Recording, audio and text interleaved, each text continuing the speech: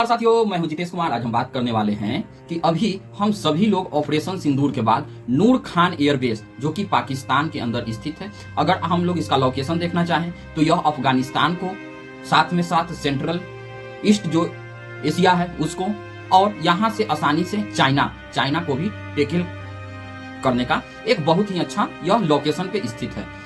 यह हम सभी लोग जानते हैं कि सुर्खियों में भारत के पास आया कब से। यह जो एयरबेस है, यह एयरबेस आज का है नहीं, यह एयरबेस अंग्रेज के टाइम से ही वहां पर लोकेटेड है।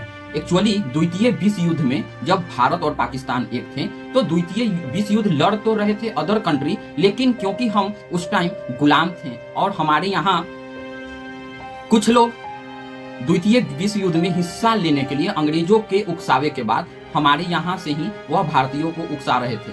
तो जो अभी एयरबेस नूर खान है, वहां पर जो यूरोपियन कंट्री है उनका ट्रेनिंग लेने का बहुत ही अच्छा ज्यादा बेस हुआ करता था। वहां पर वह पारा ग्लाइडिंग करते थे, साथ ही साथ वहां पर वह उड़ाना प्लेन को उड़ाना सीखते थे। तो वहां पर मल्टी बहुत सारे काम हुआ करता था।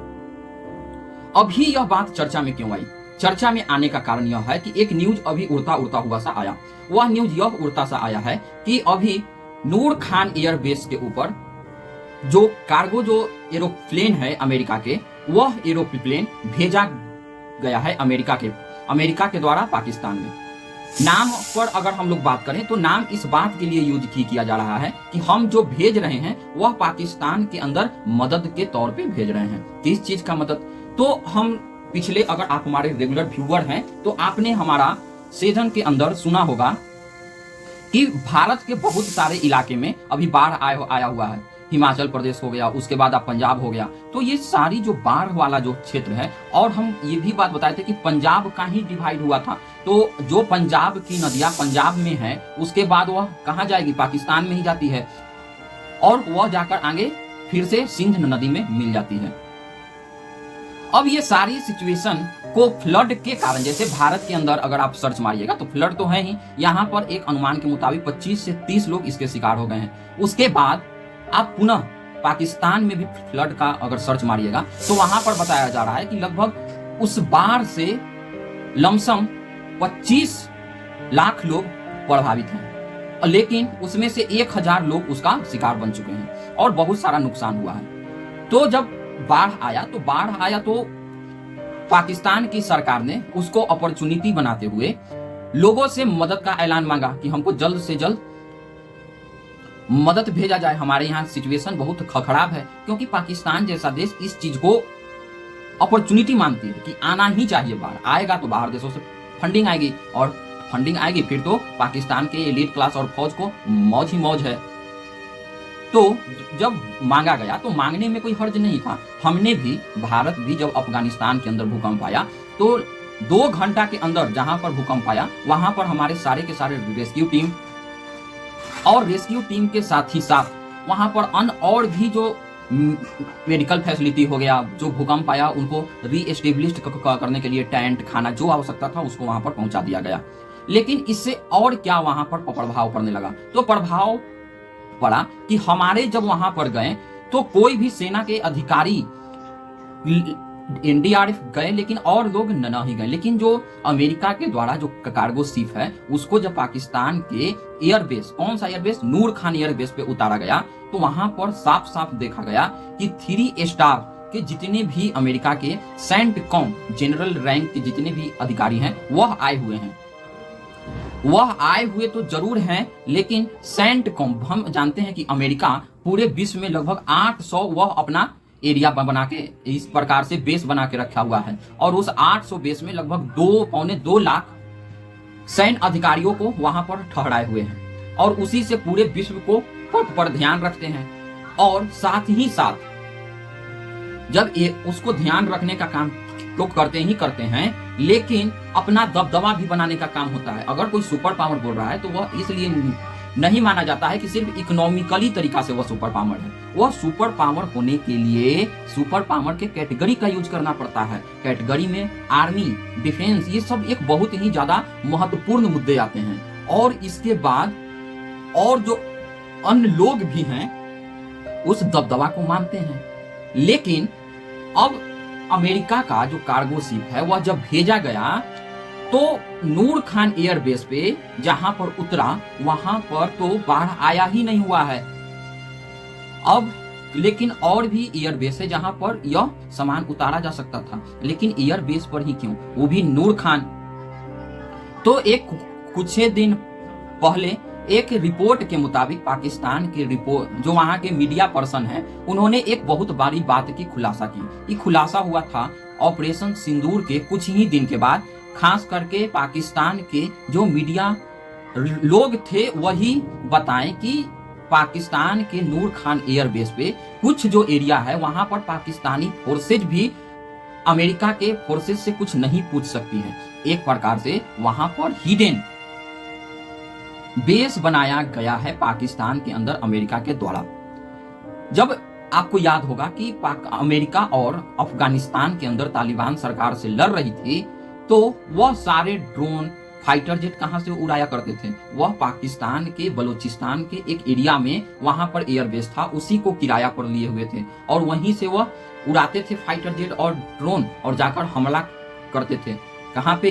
अफगानिस्तान के अंदर। उसमें बहुत सारे बच्चे, महिलाएं, इनोसेंट लोग भी मारे गए। यहाँ तक कि एक बार एक शादी हो रहा था और शादी के ऊपर ही पूरा अमेरिकी फोर्सेज ने बम गिरा दिए थे और वहां पर बहुत सारे लोगों की, लेकिन इस बात को बहुत ज्यादा क्रिटिसाइज किया जाने लगा कि इनोसेंट के ऊपर कैसे इस प्रकार के कोई हमला कर सकता है।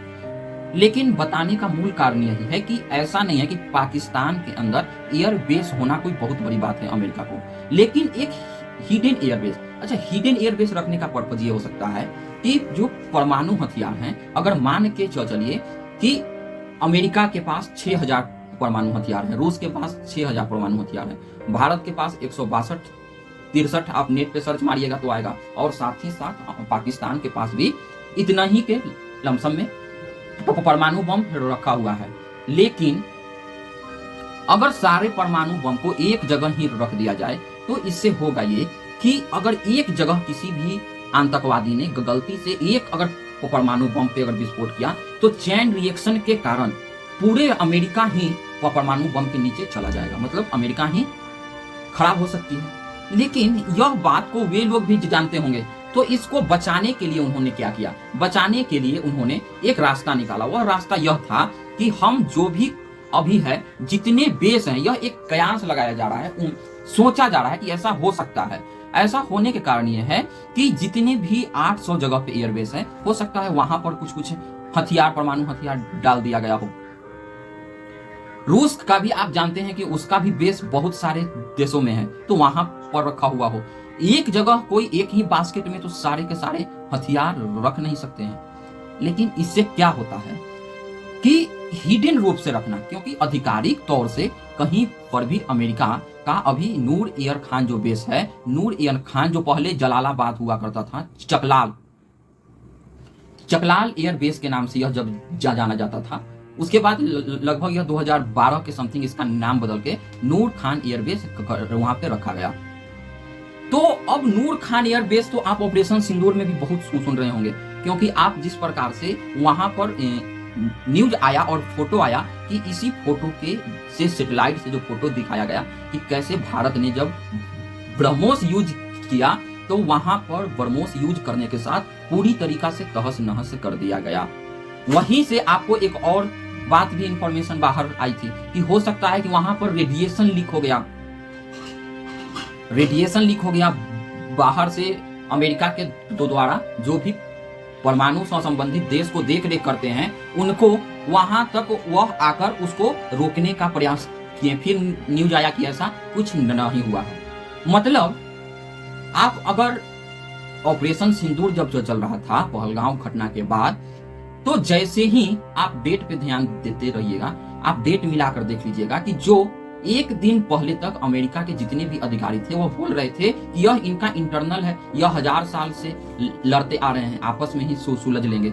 लेकिन जब नूर खान के ऊपर ब्रह्मोस गिरा, उस टाइम से सुर बदल गए और वहां के जो विदेश मंत्री हैं और खुद डोनाल्ड ट्रंप ने यह ट्वीट करना स्टार्ट कर दिया कि हमने दोनों के बीच में समझौता करवा दिए। उसके बाद डोनाल्ड ट्रंप ने एक और खेल खेलने का काम किया। वह यह था कि डोनाल्ड ट्रंप ने बताया कि 40 से 50 बार वह व्यक्ति बोल चुका है कि हमने भारत और पाकिस्तान का सीज फायर कराया। क्यों बार बार बोल रहा था? हर चीज का कुछ ना कुछ मतलब होता है। मतलब अब समझने की प्रयास कीजिए। वह नहीं चाह रहा था कि जो भी घटनाएं नूर खान एयरबेस पे हुआ वह लोगों के सामने आए। तो सामने नहीं आने के लिए, ध्यान हटाने के लिए बार बार भारत और पाकिस्तान के सीज फायर पे बात हुआ। अब आपको समझ में आया होगा कि क्यों भारत के मना करने पर भी बार बार डोनाल्ड ट्रंप ने इस बात को बोलना प्रारंभ किया। और इस बात से तो कंफर्म है कि नूर खान एयरबेस पे वहां पर पाकिस्तानी सैनिक भी नहीं पूछ सकते हैं कि क्या आ रहा है और क्या जा रहा है, क्योंकि एक बार की घटनाएं हैं कि जब पूछा तो उसके सिर के ऊपर पिस्टल डाल दिया अमेरिकी फोर्सेज ने और बोला कि यह तुम्हारे हिसाब के चीज नहीं है, इसलिए तुम इससे दूर ही रहो।